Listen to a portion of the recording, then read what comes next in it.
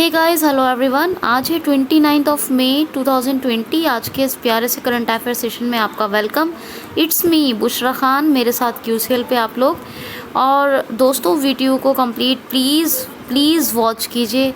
आप लोगों से मैं काइंडली रिक्वेस्ट करती हूँ, मेरी हम्बल रिक्वेस्ट है कि आप लोग, I am humble requesting to you all कि आप लोग प्लीज़ वीडियो को ध्यान से सुनिए। बहुत बेनिफिशियल है आप लोगों के लिए, और इसके अलावा आप लोगों को फ़ायदे तो होंगे ही होंगे।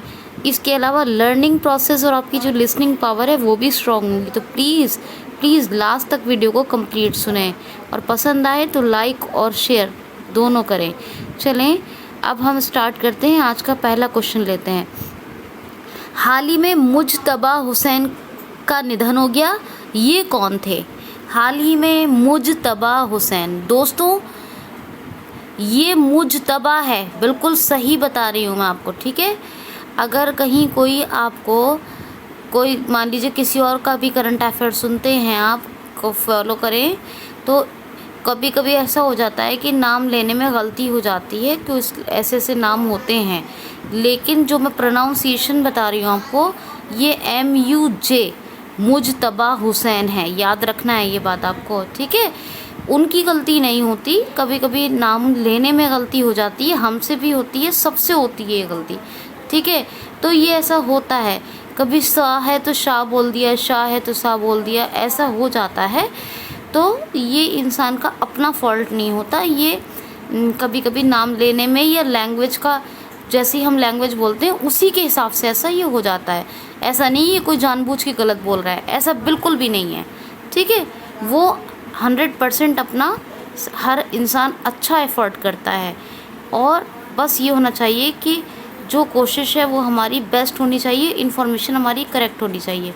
तो इन्फॉर्मेशन करेक्ट डिलीवर करते हैं सब, लेकिन यकीनन जो रोज़ाना की रोज़ सारी न्यूज़ अपडेट कर रहे हैं करंट अफेयर में, जैसे मैं कर रही हूँ आप लोगों के लिए, वो बेइंतहा आप लोगों के लिए स्ट्रगल कर रहे हैं। ऐसे लोग जो मैं और मेरे साथ साथ जैसे लोग काम कर रहे हैं यूट्यूब पे, जो रोज़ आप लोगों के लिए कंटेंट लाते हैं, बनाते हैं, वो वाकई में मेहनत कर रहे हैं। मैं जानती हूँ, क्योंकि मैं इस चीज़ में बहुत मेहनत करती हूँ आप लोगों के लिए। तो प्लीज़ आप लोग इस बात को बहुत ध्यान से सुना करें। इसीलिए रिक्वेस्ट करती हूँ कि वीडियो को प्लीज़ कंप्लीट सुने, क्योंकि काम करने में तभी मज़ा आता है जब वो आप लोगों को सही से डिलीवर हो जाए। तो चलिए क्वेश्चन पे वापस आते हैं। हाल ही में मुजतबा हुसैन, MUJ मुजतबा, ठीक है, TABA मुजतबा हुसैन का निधन हो गया। ये कौन थे? तो ये उर्दू के एक रेपोरेटेड राइटर थे, बहुत प्रतिष्ठित लेखक थे, यानी प्रसिद्ध और प्रतिष्ठित दोनों ये राइटर थे, लेखक थे उर्दू के। इनका 1936 में जन्म हुआ था।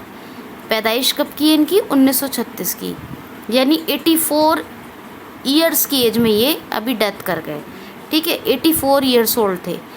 अब 1936 में इनका जन्म हुआ था, तो 1936 में मैं एक फैक्ट बताती हूँ आपको हमेशा, क्या कि जिम कॉर्बेट नेशनल पार्क बना था, जिसका पुराना नाम हैली नेशनल पार्क था, और ये इंडिया का सबसे ओल्डेस्ट नेशनल पार्क है। कहाँ है ये? उत्तराखंड में है। सबसे oldest national park of India है ये टाइगर रिजर्व है, जिम कॉर्बेट टाइगर रिजर्व। लेकिन और भी चीज़ें इसमें पाई जाती हैं, ऐसा नहीं कि ना हो, ये मतलब और चीज़ें ना हो। तो टाइगर रिजर्व बेसिकली कहते हैं, और टाइगर रिजर्व है भी, लेकिन बहुत सारे जीव जंतु उसमें, यानी पशु, बहुत सारे पशु नहीं कह सकते, क्या बोलेंगे उनको, वाइल्ड लाइफ एनिमल, बहुत सारे वाइल्ड लाइफ एनिमल मिलते हैं, ठीक है, याद रखिएगा, बहुत सारे एनिमल्स मिलते हैं, ठीक, याद रखना है आपने। तो मुजतबा हुसैन का भी निधन हो गया, और 1936 में इनकी पैदाइश हुई थी। 1936 में ही हैली नेशनल पार्क बना था, जो भी जिम कॉर्बेट नेशनल पार्क है, ठीक है, याद रखना है आपको, ये फैक्ट याद रखेंगे। अब इनको पद्मश्री मिला था, पद्मश्री, ठीक है, पद्मश्री पुरस्कार से सम्मानित किए गए थे मुजतबा हुसैन, ये आपको याद रखना है। चलिए नेक्स्ट क्वेश्चन लेते हैं। हाल ही में अभी एडीबी ने किस देश को 250 मिलियन डॉलर का ऋण देने की कोविड-19 से लड़ने के लिए घोषणा की है? हाल ही में एडीबी ने किस देश को 250 मिलियन डॉलर का ऋण देने की कोरोना वायरस से लड़ने के लिए घोषणा की है या मंजूरी दी है? दोनों बात, घोषणा कर दी यानी मंजूरी दे दी है। ठीक है, तो एडीबी का मतलब एशियन डेवलपमेंट बैंक, और इसी ने अभी नेपाल को 250 मिलियन डॉलर का लोन देने की मंजूरी दे दी है। किससे? कोविड-19 से लड़ने के लिए। अब ये मंजूरी नेपाल को मिली है, तो नेपाल को मिली है 250 मिलियन डॉलर का जो लोन है वो नेपाल को मिलेगा एडीबी से। तो नेपाल के जो प्रेसिडेंट हैं वो कौन है, क्या नाम है उनका? वीडी भंडारी, विद्या देवी भंडारी, और केपी शर्मा ओली, खडंग प्रसाद ओली, ये प्राइम मिनिस्टर है नेपाल के। काठमांडू कैपिटल है, नेपाली रुपया करेंसी है। अब एडीबी देगा तो एडीबी की बात भी करनी पड़ेगी। मसासुक अस्कवा ये इसके प्रेसिडेंट हैं। ठीक है, तो ये मसासुक अस्कवा जो हैं प्रेसिडेंट हैं, और एडीबी के इसके अलावा 1966 में इसकी स्थापना हुई थी, इस्टेब्लिशमेंट 1966 का है, और मनीला फिलीपींस में हेडक्वार्टर है एशियन डेवलपमेंट बैंक का। अब बात आई है एडीबी की, ये 250 मिलियन कोविड-19 से लड़ने के लिए दे रहा है, लेकिन नेपाल को कल ही मैंने बताया था कि 60 लाख डॉलर, मिलियन नहीं है वो, 60 लाख डॉलर अमेरिका दे रहा है पाकिस्तान को। अमेरिका ने मंजूरी मतलब घोषणा कर दी है 60 लाख डॉलर की सहायता, हेल्प पैकेज 60 लाख डॉलर का हेल्प करने के लिए, 60 लाख डॉलर पाकिस्तान की कोविड-19 से लड़ने के लिए हेल्प करने को दे रहा है यूएसए पाकिस्तान को 60 लाख डॉलर, कल मैंने बताया था। और ये नेपाल को जो है 250 मिलियन डॉलर दिए जा रहे हैं, ये एडीबी की तरफ से दिए जा रहे हैं। ये एक लोन है बेसिकली, ठीक है, ये हेल्पिंग लोन है, ठीक, याद रखना आपको। चलिए आगे चलते हैं। हाल ही में अभी किस राज्य सरकार ने अपने राज्य के निजी सभी अस्पतालों को अपने नियंत्रण में ले लिया है? तो महाराष्ट्र गवर्नमेंट ने अपने राज्य के सभी निजी अस्पतालों को अपने कंट्रोल में, अपने नियंत्रण में ले लिया है। फीस जो होगी, जो शुल्क होगा, वो भी निर्धारित कर दिया है, फिक्स कर दिया है, ताकि हॉस्पिटल चलाने वाले जो लोग हैं या वहाँ के जो डॉक्टर्स हैं वो मनमानी ना कर सके, किसी तरह की मनमानी ना हो सके, लोग परेशान ना हो। लगभग जितने भी प्राइवेट हॉस्पिटल हैं उनको तो कंट्रोल में ले ही लिया है। उनकी जो लगभग 80% सीट्स हैं, ऑलमोस्ट सारे प्राइवेट हॉस्पिटल्स की 80% सीट्स को महाराष्ट्र गवर्नमेंट ने अपने अंडर में ले लिया है, और फीस भी निर्धारित कर दी है, फिक्स कर दी है कि इतनी लेनी है, इससे ज़्यादा नहीं लेनी है। कोरोना वायरस के बढ़ते हुए संक्रमण के चलते, यानी कोरोना वायरस का जो संक्रमण बढ़ रहा है दिन ब दिन, इसके कारण ये महाराष्ट्र गवर्नमेंट ने डिसीजन लिया है। कोरोना वायरस के कारण महाराष्ट्र सरकार ने अपने नियंत्रण में, अपने कब्जे में ले लिया है अपने राज्य के सभी अस्पतालों को, और फीस तो बता ही दी आपको, निर्धारित है, ठीक है, यानी शुल्क जो है, जो भी हॉस्पिटल्स का होता है। अब महाराष्ट्र की बात है जी। महाराष्ट्र मुफ्त स्वास्थ्य बीमा, फ्री हेल्थ इंश्योरेंस प्रोवाइड करने वाला, मुफ्त स्वास्थ्य बीमा प्रदान करने वाला पहला राज्य बन गया है भारत का, अपने देश का, यानी अपने इंडिया का फर्स्ट स्टेट बन गया है जो अपने सिटीजन्स को फ्री हेल्थ इंश्योरेंस प्रोवाइड करेगा, ठीक है, याद रखना आपने।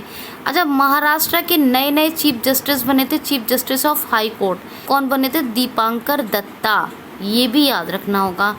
महाराष्ट्र की बात है, महाराष्ट्र के नेशनल पार्क कौन कौन से हैं? तो कौन से नेशनल पार्क है? नवेगांव, गुगमल और संजय गांधी, ये भी याद रखेंगे आप लोग। अच्छा, महाराष्ट्र की बात की है मैंने ना, महाराष्ट्र की कैपिटल सब जानते हैं, मुंबई। आर्थिक राजधानी समझी जाती है भारत की मुंबई, ठीक है। और अभी चीफ मिनिस्टर कौन है? उद्धव ठाकरे। भगत सिंह कोश्यारी गवर्नर हैं, ये आप याद रखें। नेक्स्ट क्वेश्चन है, हाल ही में सार्वजनिक स्थलों पर मास्क ना लगाने वाले लोगों पर किस राज्य सरकार ने 500 रुपये का जुर्माना आरोपित किया है? हाल ही में किस राज्य सरकार ने सार्वजनिक स्थलों पर मास्क ना लगाने वाले लोगों पर 500 रुपये का जुर्माना आरोपित किया है, यानी फ़ाइन लगाने की घोषणा कर दी है। 500 रुपये का फ़ाइन लगेगा। कैसे लोगों पर? जो पब्लिक प्लेसेस पर मास्क ना लगाता पाया गया, जो कोई भी बिना मास्क के मिला कोई भी पब्लिक प्लेस पे, तो ये सार्वजनिक जो स्थल हैं इन पर कोई थूकता हुआ पकड़ा गया, माफ़ कीजिए, ऐसी लैंग्वेज नहीं बोलनी चाहिए, मतलब पाया गया, थूकता हुआ पाया गया, तो कोई थूकता हुआ कोई भी बंदा थूकता हुआ मिला, कोई पर्सन मिला जिसने थूका, और या फिर कोई बगैर मास्क यानी विदाउट मास्क पाया गया कोई भी, तो ऐसे लोगों पर 500 का फ़ाइन लगाएगी। कौन सी राज्य सरकार? क्या आंसर है? हरियाणा राज्य सरकार, हरियाणा स्टेट गवर्नमेंट ये फ़ाइन लगाएगी 500 का पब्लिक प्लेस पर अगर कोई विदाउट मास्क मिला या फिर कोई थूकता हुआ पाया गया, ठीक है। तो याद रखिएगा 500 का फ़ाइन हरियाणा गवर्नमेंट लगाएगी।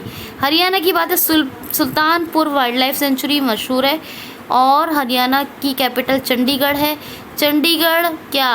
चंडीगढ़ पंजाब की भी कैपिटल है। हरियाणा के जो गवर्नर हैं सत्यदेव नारायण आर्य, और मनोहर लाल खट्टर चीफ मिनिस्टर हैं, याद रखिएगा।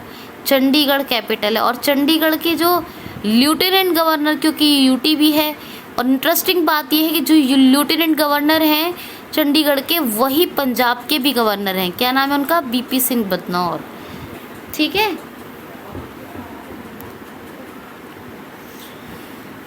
नेक्स्ट क्वेश्चन सुनिए ज़रा।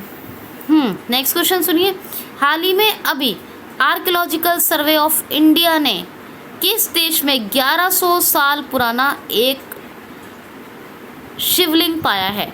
भारतीय पुरातत्व विभाग ने, आर्कियोलॉजिकल सर्वे ऑफ इंडिया ने किस देश में 1100 साल पुराना एक शिवलिंग पाया है?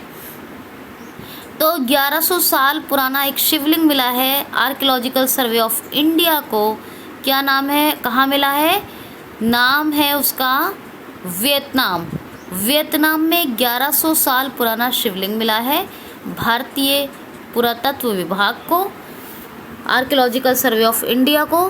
कितने साल पुराने? 1100 साल। क्या है? शिवलिंग। कहाँ मिला है? वियतनाम में, ठीक है। ये जानकारी किसके द्वारा मिली है हमें? ये जानकारी मिली है हमारे प्रेजेंट टाइम के फॉरेन अफेयर्स मिनिस्टर, क्या नाम है उनका? एस जयशंकर। जो वर्तमान समय के विदेश मंत्री हैं एस जयशंकर, उन्होंने ये बताया है, क्या? ट्वीट करके, कि वियतनाम में एक 1100 साल पुराना मिला है अभी शिवलिंग, ठीक है।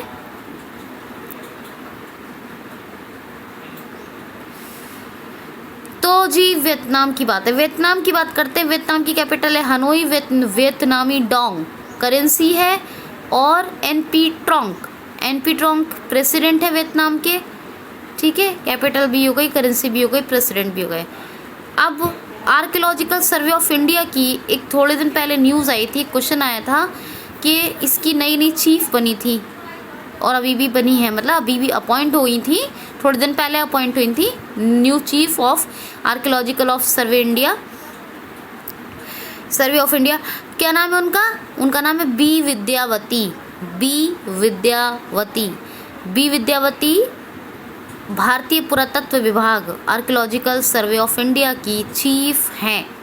1861 में इस आर्कियोलॉजिकल सर्वे ऑफ इंडिया की स्थापना हुई थी, इस्टेब्लिशमेंट हुआ था, और न्यू दिल्ली में हेडक्वार्टर है भारतीय पुरातत्व विभाग का। हिंदी में भारतीय पुरातत्व विभाग कहते हैं, इंग्लिश में आर्कियोलॉजिकल सर्वे ऑफ इंडिया कहते हैं, ठीक है। चलिए आगे चलते हैं। ज़रा क्वेश्चन सुनिए ध्यान से। हाल ही में अभी पी कुमारन को किस देश में भारत का उच्च आयुक्त यानी हाई कमिश्नर नियुक्त किया गया है? हाल ही में इंडिया के हाई कमिश्नर पी कुमारन कहाँ अपॉइंट हुए हैं? पी कुमारन को किस देश में भारत का उच्च आयुक्त हाई कमिश्नर नियुक्त किया गया है?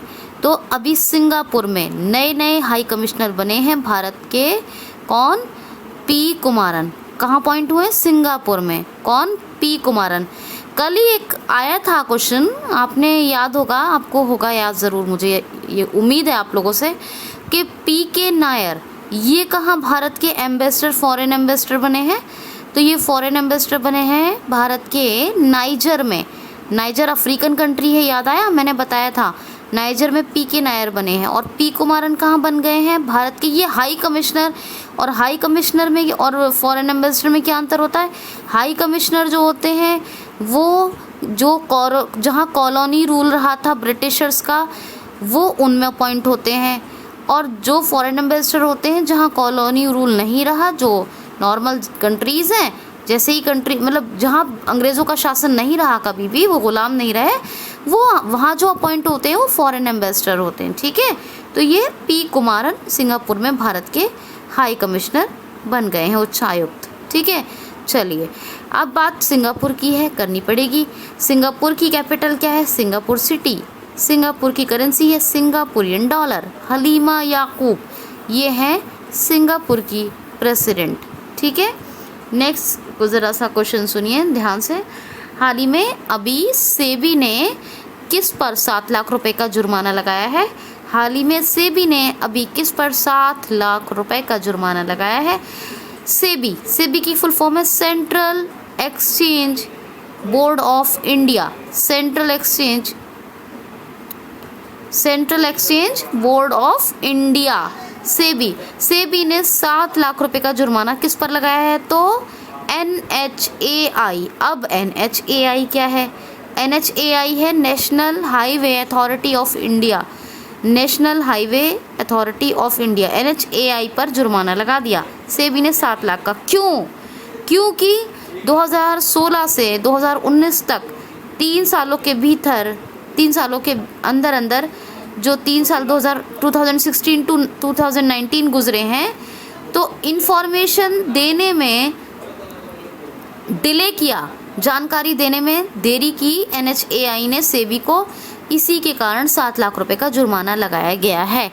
ध्यान से सुनते रहिए, ठीक है दोस्तों। मुझे एक बात याद आई जो आप लोगों से करनी थी, प्लीज़ QCL को ज़रूर सब्सक्राइब करें, बिल्कुल करना सब्सक्राइब ना भूलें QCL को, और बेल आइकन को भी ज़रूर हिट कर लें, ज़रूर बेल आइकन को भी हिट करें ताकि हर नोटिफिकेशन आपको टू द टाइम मिल जाए। और वीडियो सुनने के बाद आप लोग कमेंट्स भी किया करें, कोई भी डिस्कशन करना है, कुछ पूछना है, प्रॉब्लम है, कुछ चीज़ समझ नहीं आ रही है तो आप मुझसे पूछ सकते हैं। ठीक है, चलिए क्वेश्चन लेते हैं।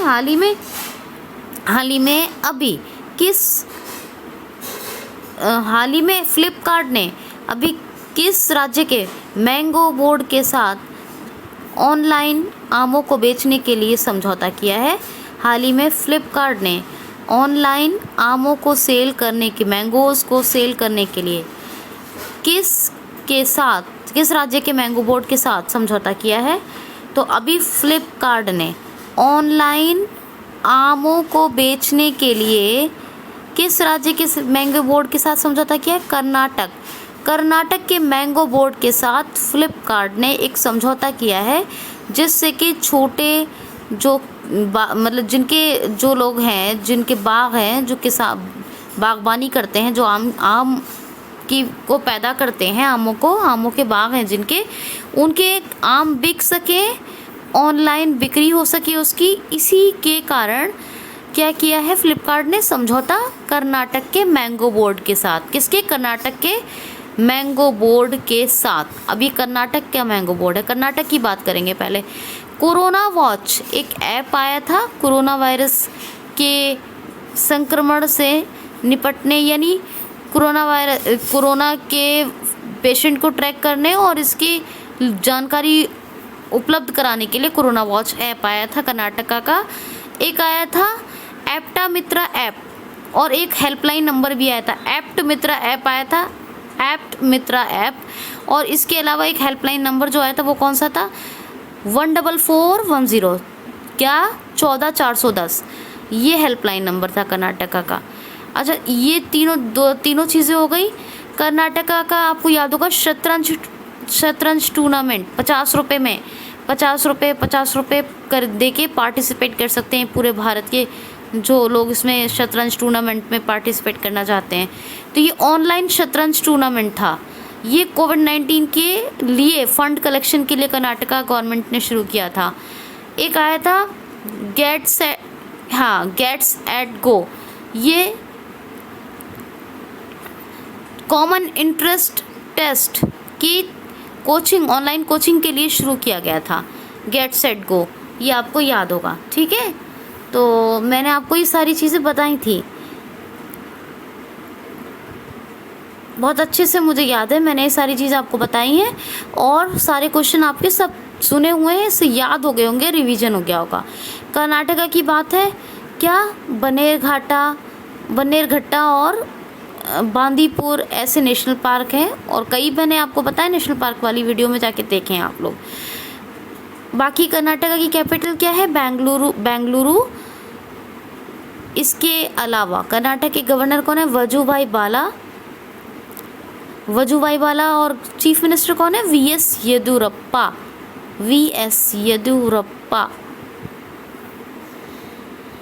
ये आप याद रखेंगे। नेक्स्ट क्वेश्चन देखिए, हाल ही में अभी फाइनेंशियल ईयर 2021 में भारत की अर्थव्यवस्था के कितने प्रतिशत तक गिरने का S&P ग्लोबल रेटिंग एजेंसी ने आंकड़ा, यानी एक रिपोर्ट आंकड़ा लगाया है, यही लगा लीजिए, ये क्वेश्चन ऐसे ही नोट कर लीजिए। यानी S&P ग्लोबल रेटिंग एजेंसी ने ग्लोबल रेटिंग एजेंसी ने इंडियन इकोनॉमी 2021 फाइनेंशियल ईयर 2021 में कितने परसेंटेज तक गिरने का एक आंकड़ा बताया है। तो अभी S&P ये एक ग्लोबल रेटिंग एजेंसी है, इसने भारत की अर्थव्यवस्था वित्तीय वर्ष 2021 में कितने प्रतिशत तक गिर सकती है, इसकी एक रिपोर्ट जारी की है। तो ये 5% तक भारतीय अर्थव्यवस्था 2021 में गिर सकती है, ऐसा आंकड़ा लगाया, ऐसा अंदाज़ा लगाया है किसने, S&P ग्लोबल रेटिंग एजेंसी ने।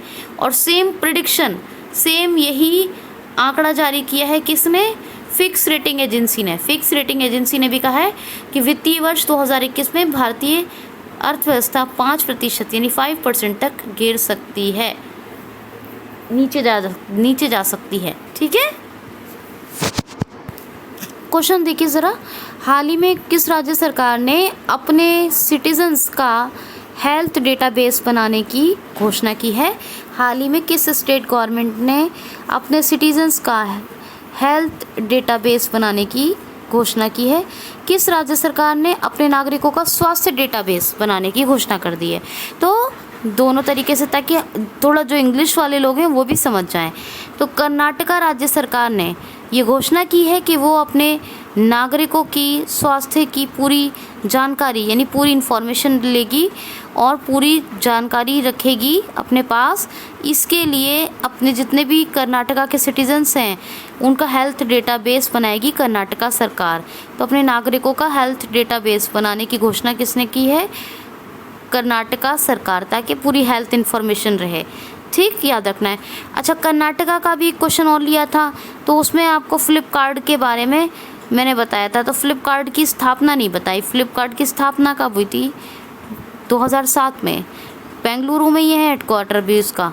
और फ्लिपकार्ट की स्थापना की किसने थी, सचिन बंसल और विनी बंसल ने। ठीक है, ये दोनों ने की थी फ्लिपकार्ट की स्थापना। नेक्स्ट क्वेश्चन है, ज़रा सुनिए ध्यान से। हाल ही में अभी NDB के नए अध्यक्ष कौन बन गए हैं। हाल ही में NDB न्यू डेवलपमेंट बैंक के नए अध्यक्ष कौन बन गए हैं, तो मार्गोस मार्गोस ट्रायोस बने हैं एनडीबी के नए अध्यक्ष। कौन बने हैं? मार्गोस ट्रायोस एनडीबी के नए अध्यक्ष।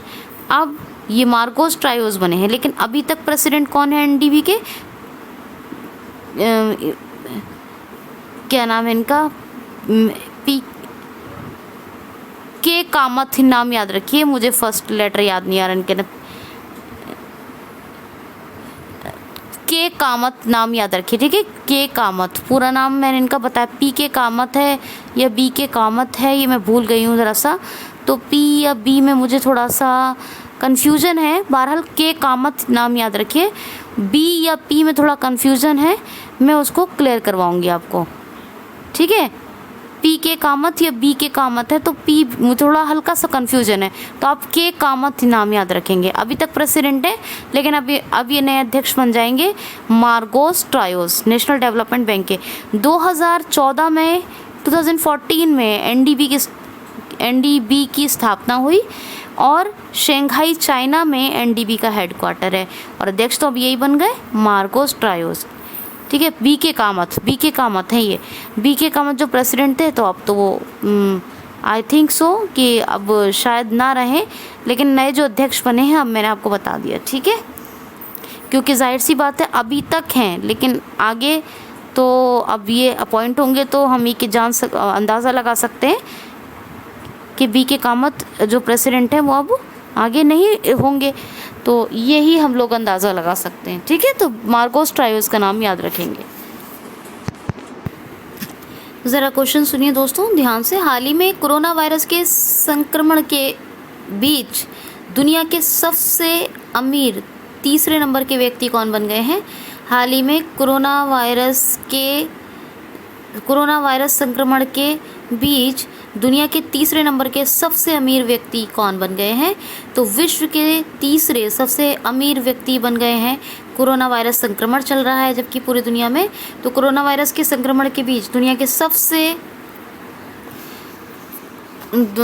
के तीसरे नंबर के सबसे अमीर, थर्ड नंबर के सबसे अमीर, सबसे रिच पर्सन कौन बन गए हैं? फेसबुक के फाउंडर मार्क जकरबर्ग, यही सीईओ हैं फेसबुक के, यही फाउंडर हैं मार्क जकरबर्ग। और ये कोरोना वायरस के संक्रमण के भीतर भी वर्ल्ड के थर्ड नंबर, ये नंबर 3 के richest person third world richest person बन गए हैं। तीसरे विश्व के सबसे धनी व्यक्ति बन गए हैं मार्क जकरबर्ग। ये फेसबुक के फाउंडर सीईओ हैं, ठीक है? याद रखना है आपने। फाउंडर कहते हैं जो किसी चीज़ का की नींव रखता है या किसी चीज़ को उसका स्टैब्लिशमेंट करें, ठीक है ना, उससे स्थापना करें, तो यही है सीईओ और यही है फाउंडर, तो याद रखना है। 2004 में स्थापना हुई थी फेसबुक की, और फेसबुक का हेडक्वार्टर कैलिफोर्निया यूएसए में है। फेसबुक ने का एक कल ही क्वेश्चन मैंने बताया था, एक कैचअप नाम का ऐप आया है फेसबुक का, जो फैमिली या एक स्मॉल ग्रुप वीडियो कॉलिंग के लिए यूज़ होने वाला फीचर है। कौन सा? Catch up app.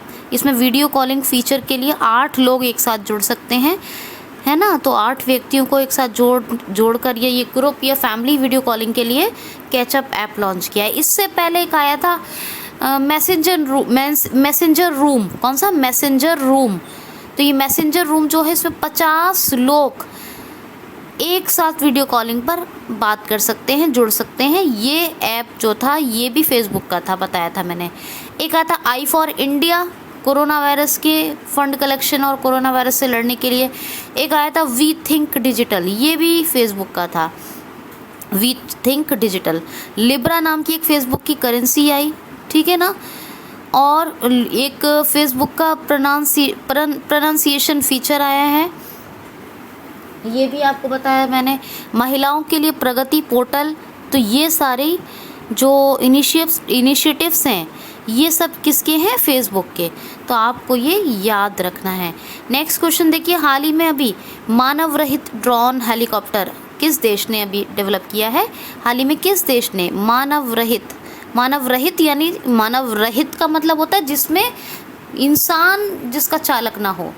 जैसे मान लीजिए कोई चीज़ हुई बादल रहित, जिसमें बादल ना हो, मानव रहित यानी जिसमें जो रहित जब लग जाता है तो मतलब उसका यूज़ नहीं हो रहा है उसमें। मानव रहित यानी without human being, without human, without human, ठीक है। तो ऐसी कोई चीज़ बोले आपसे, मान लीजिए बादल रहित, तो विदाउट क्लाउड, रहित मतलब नहीं, विदाउट बगैर उसके, बिना उसके, ठीक है।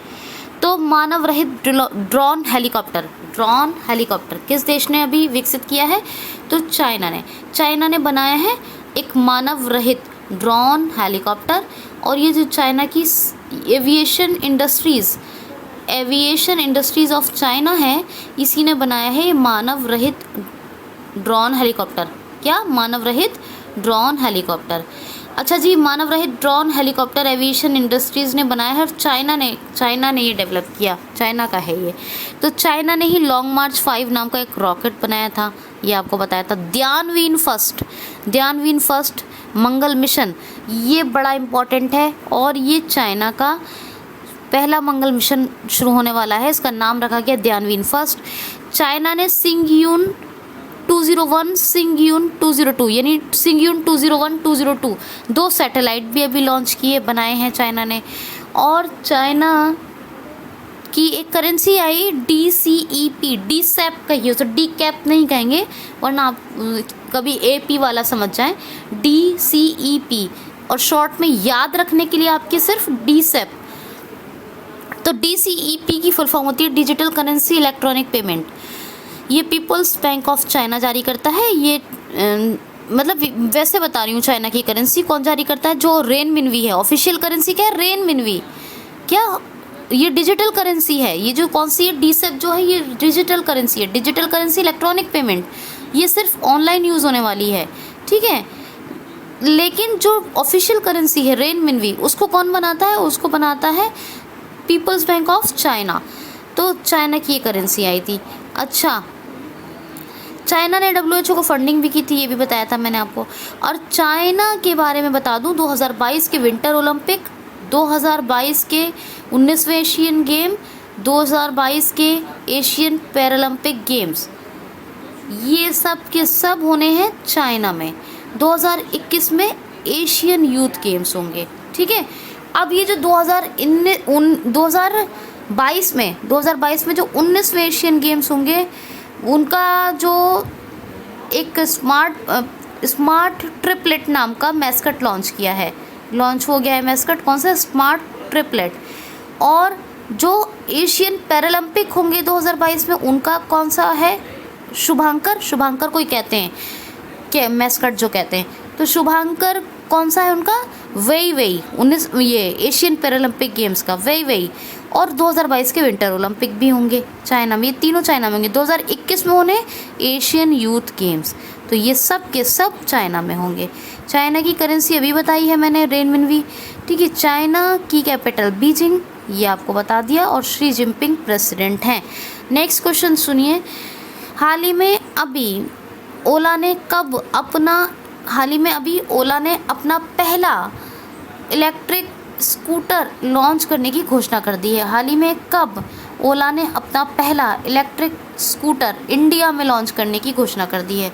हाल ही में ओला ने अपने देश भारत में, कहाँ? अपने देश भारत में पहला इलेक्ट्रॉनिक स्कूटर लॉन्च करने की घोषणा कब तक कर दी है? 2021 में।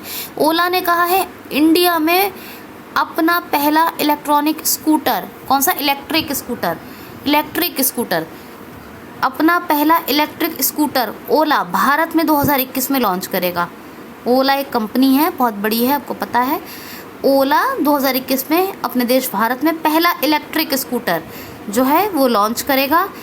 असल में क्या है कि एक कंपनी हुआ करती थी, ये इलेक्ट्रिक कंपनी थी, इलेक्ट्रिक स्कूटर कंपनी, कौन सी? एटर्गो इलेक्ट्रिक स्कूटर कंपनी, इसी का अधिग्रहण कर लिया है ओला ने। और उसी के बाद ओला ने ये घोषणा की है कि 2021 में अपना इंडिया में पहला इलेक्ट्रिक स्कूटर ओला लॉन्च कर देगा। ओला के CEO हैं भावेश अग्रवाल।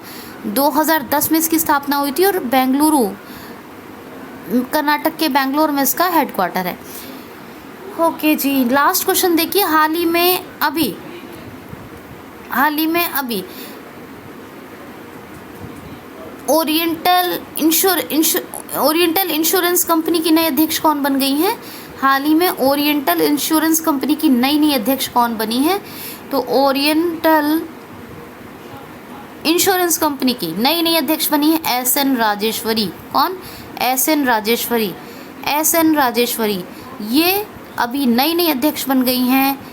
कौन बन गई है? SN Rajeshwari, oriental insurance company की। ठीक है, अब 1947 में इसकी स्थापना हुई थी। कब? 1947 में।